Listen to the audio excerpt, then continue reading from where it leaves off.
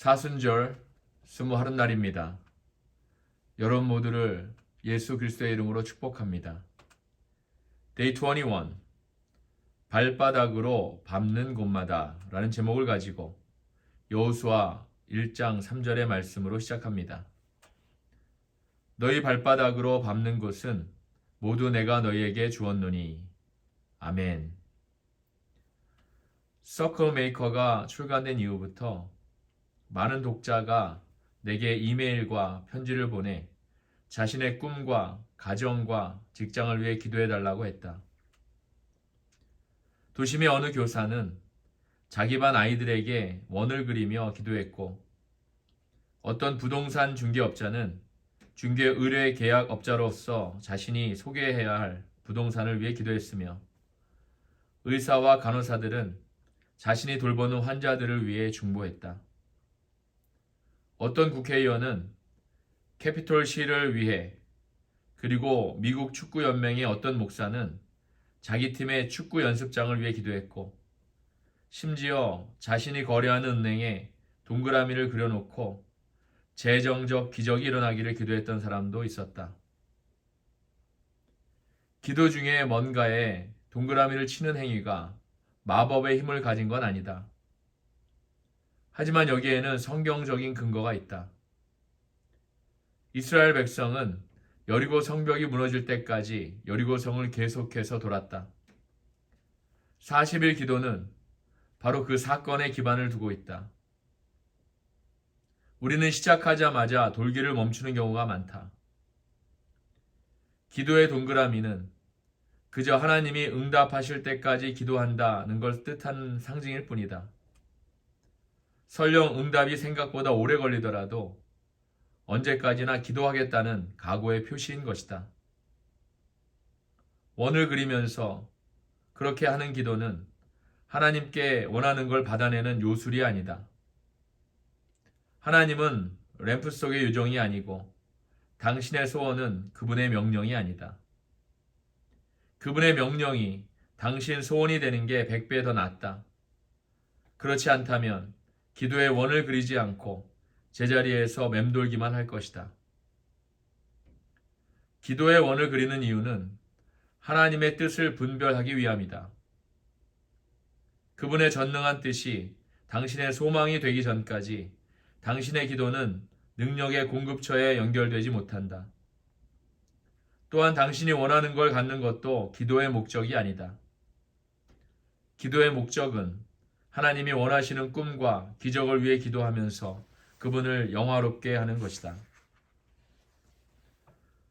지나온 세월 동안 나는 성경에 기록된 약속의 말씀과 성령께서 내 영에게 일러주신 약속들의 원을 그리며 기도했다. 나는 구제불능의 상황과 사람들을 위해 기도했고, 인생의 목표를 비롯해 필요한 물건들 하나하나를 놓고 기도했다. 그럼 여기서 내가 첫 번째로 했던 원 그리기 기도의 추억을 더듬어 보겠다. 22살의 신학대학원 학생 시절에 나는 시카고 북부 해안 지역의 교회를 개척하려고 했다. 하지만 교회는 개척되지 않았다. 6개월 뒤에 우리 부부는 교회 개척의 실패를 딛고 시카고에서 워싱턴 DC로 이사 왔다. 또다시 교회를 개척할 기회가 찾아왔지만 나는 즉각 싫다고 대답했다. 그러나 하나님은 나의 두려움에 직면해서 교만을 배척하고 다시 한번 시도할 용기를 주셨다. 교회를 개척한 첫 해에는 무엇 하나 쉬운 게 없었다. 교회 헌금 총액은 한 달에 $2,000를 넘지 못했고, 그중 $1,600가 교회 건물 임대료로 나갔다.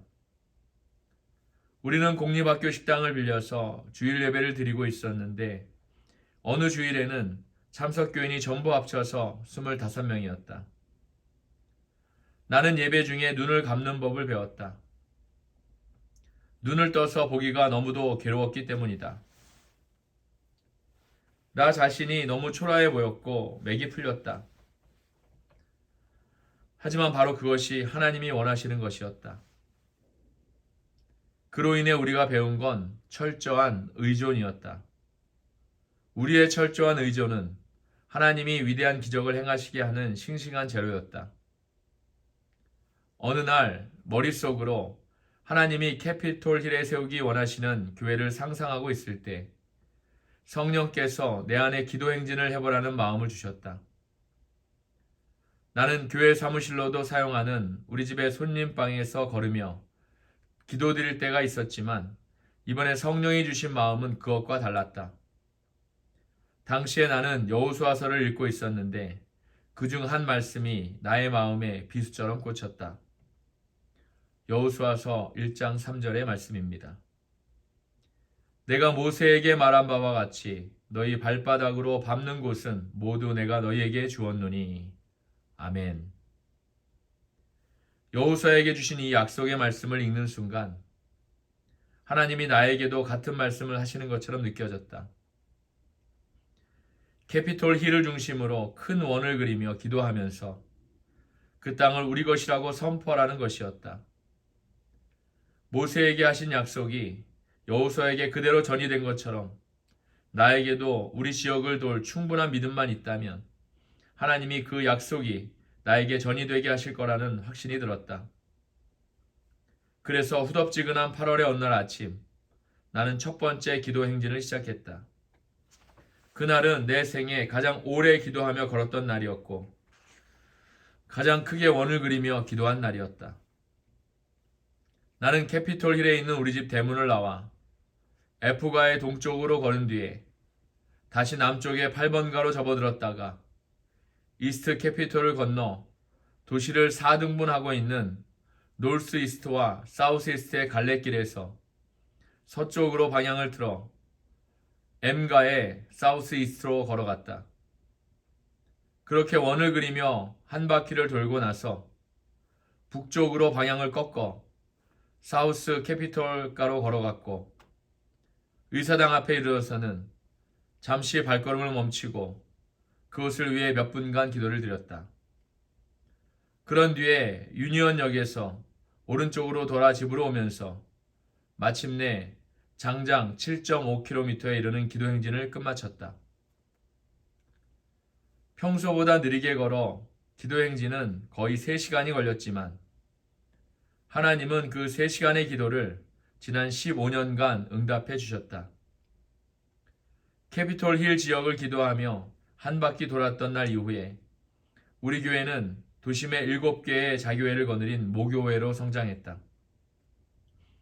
그리고 우리가 소유한 모든 건물들, 에베네셀 커피하우스, 바렉스 로우에 있는 극장, 대출 없이 갖게 된 800만 달러짜리 건물, 이것들은 모두 내가 돌았던 그 지역 안에 위치하고 있다. 이것이 과연 그냥 우연의 일치일까? 하나님의 섭리가 더 어울린다고 생각하지 않는가? 이스라엘 백성이 여리고성을 돌았을 때에도 그들은 하나님이 그 도시를 어떻게 점령하게 하실지 알지 못했다. 하지만 모른다고 해서 그 성을 돌라는 명령에 불복종하지 않았다. 그들은 약속의 말씀대로 돌고 또 돌았다. 그렇게 7일 동안 총 13번을 돌았다. 하나님이 어떤 식으로 약속을 지킬지 모르는 상태였으나 어떤 식으로든 반드시 지키실 것임을 믿었기에 그들은 군말 없이 그분의 명령에 순종했다. 과연 하나님은 약속을 지키셨을 뿐 아니라 그분의 위대한 권능까지 세상에 알려지게 하셨다. 여리고 성벽이 마치 나무 쌓기 게임처럼 단박에 와르르 무너져 내리게 하신 것이다. 아멘. 오늘의 기도 전략입니다. 하나님은 램프 속의 요정이 아니고 당신의 소원은 그분의 명령이 아니다. 그분의 명령이 당신 소원이 되게 하는 게 훨씬 더 낫다. 아멘. 오늘도 주신 귀한 말씀을 가지고 하루를 승리하시며 은혜가 충만하신 그런 하루가 되시기를 예수 그리스도의 이름으로 축복합니다.